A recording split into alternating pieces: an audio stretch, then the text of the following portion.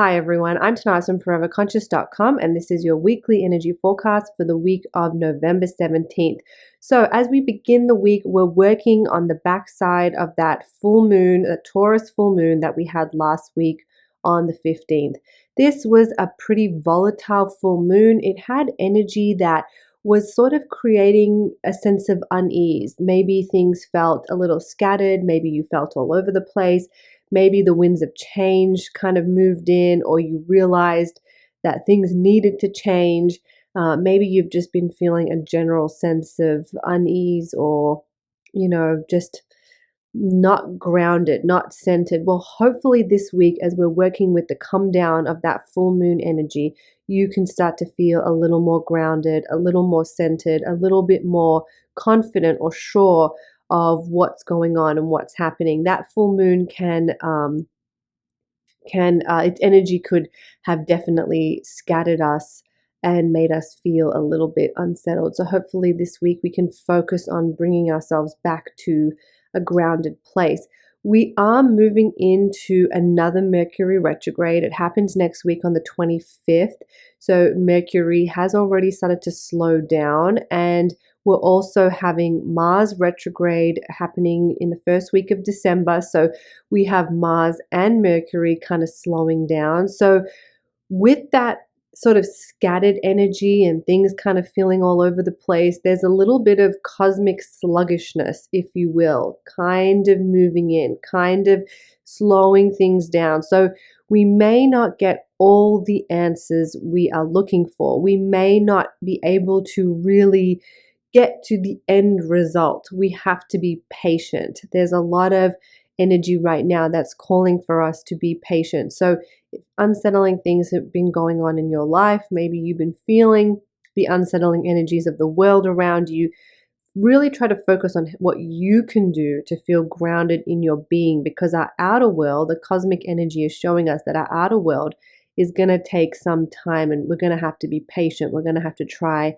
and flow a little bit with what is happening, because there's no solution. There's no ending just yet. The winds are showing us that, or the cosmic waves are showing us that we really need to be patient and learn how to kind of allow the chaos around us to flow and sort of be that strong, tall tree, right, blowing in the wind.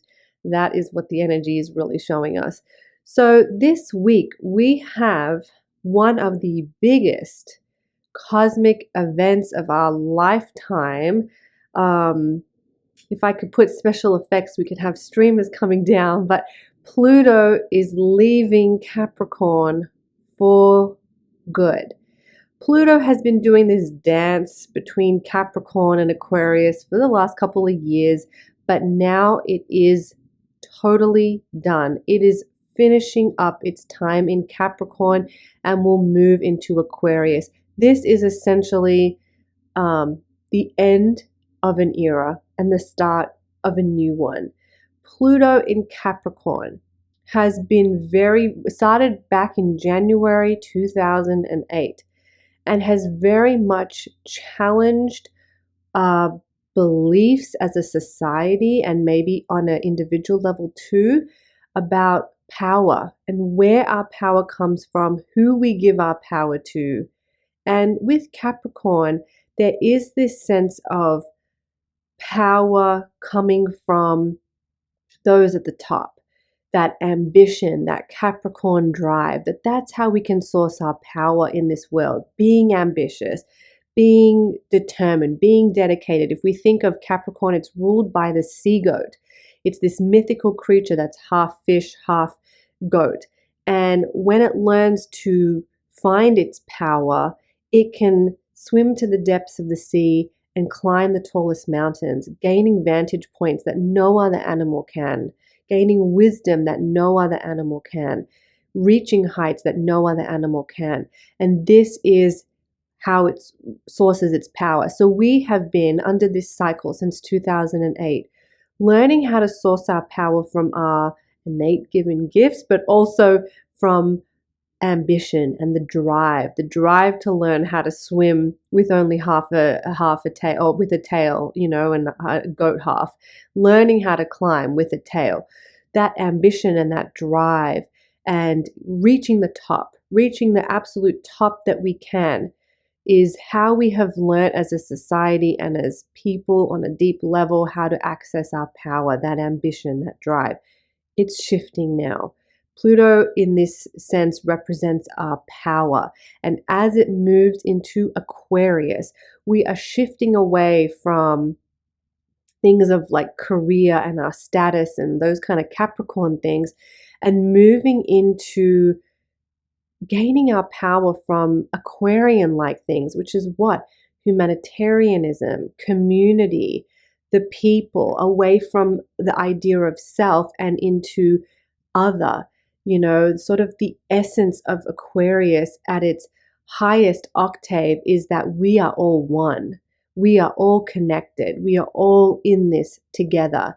And this is where we are going to be sourcing power from. And we're going to see that in the world around us. Kind of like, if I was to sort of summarize it in an easy way, I would say with Pluto in Capricorn, we were learning how to, the organization of power. There's someone at the top that's smarter and better, and we're on the bottom. Well, or we're somewhere in between, right? With Pluto in Capricorn, with Pluto moving into Aquarius, it's sort of like the power is with everybody. Everybody has a say. Everybody has, the powers with the people rather than the person at the top. And that's kind of where we're moving to. It's not going to happen overnight. It's a very, very slow process. Pluto spends, at least 2 decades really working and moving through this. So we're going to see a big shift. It will be slow. It will take, like I said, about 20 odd years for, that energy to really marinate and come to a crystallized moment. But this is a huge, huge point in our evolution as beings, and an amazing time to be here for this astrological end of an era and start of a new one. So if you want to, you can think back to what was happening for you in 2008 and how you have transformed, especially when it comes to how you source your power, your personal power. Pluto is also the planet of death and rebirth.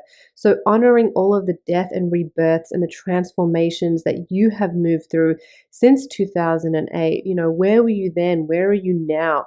How has life changed? It is a long stretch of time, so I'm sure all of us have experienced some change, but go deeper than just surface level. On a deeper level, how have you alchemized your life, your being, your soul journey? It's a deep question, but something you may want to ponder as we move through this week and experience this incredible Pluto in Aquarius chapter that is officially beginning for us. It's been in the works for some time. Like I said, Pluto's been dancing between Capricorn and Aquarius, but it is now on the 19th going to be in Aquarius for the next, 2 decades plus. So we have a new journey working with us. All right, I'm going to, also on the 21st, I was going to shuffle the cards, but I will shuffle them as I talk.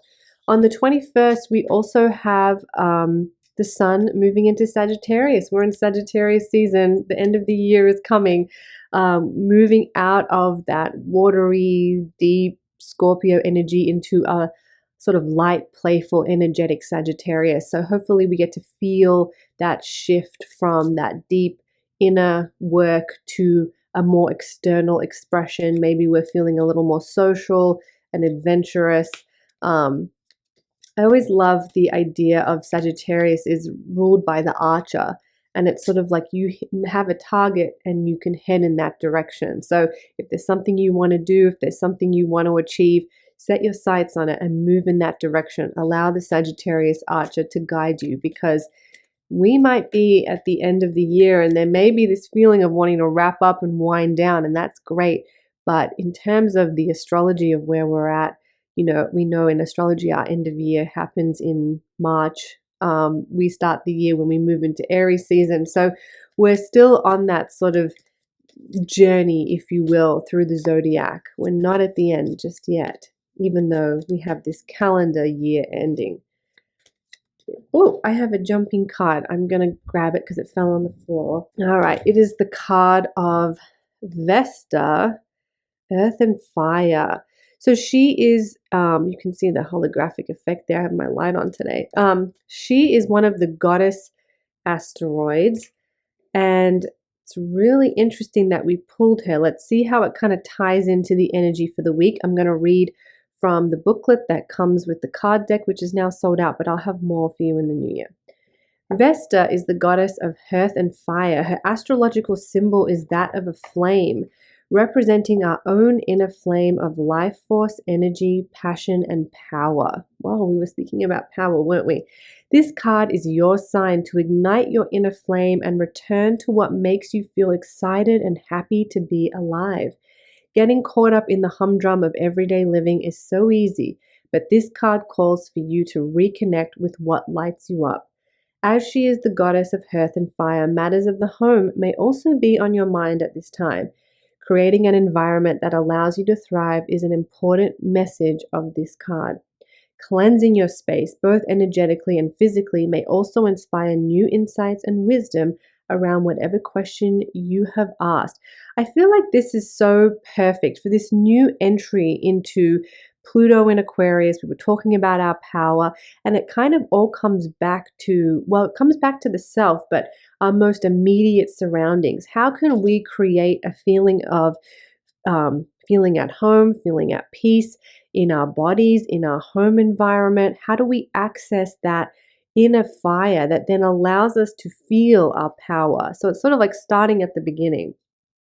Vesta is also connected to sexual liberation. Your sexuality or blocks around your sexuality may be linked to what is coming up for you right now. That may resonate for you out there. There might be something in that for you. I'm not sure. Create a healthy space to communicate or honor any of your desires. So channel energy to your solar plexus. Do something that excites you. Release blocks of shame or guilt around receiving pleasure. Create a stable home environment. Service your needs. Ask for what you need. There's our card. I hope there was something in that for you that landed, that resonated, that can help you to light up your own inner world and feel the wonderful, amazing being that you are. All right. I hope you found that helpful. Don't forget, moon calendars are still available on the Etsy store. If you would like one of those, you get a nice artwork for each month, plus dates for the full moons, new moons, retrogrades, and more. So check that out in the Etsy store. Just a reminder, the Etsy store is going to be closing in December. I don't know exactly the date, but probably around mid-December. It is closing, and it will not reopen until I'm back on from maternity leave, probably somewhere in June of next year. So the calendars will not be available past mid-December. So please get yours to avoid missing out. I also don't want to have any left over because what am I going to do with them? So please buy them. All right. I'll see you all next week. I'm Tanaaz from foreverconscious.com. Thank you so much.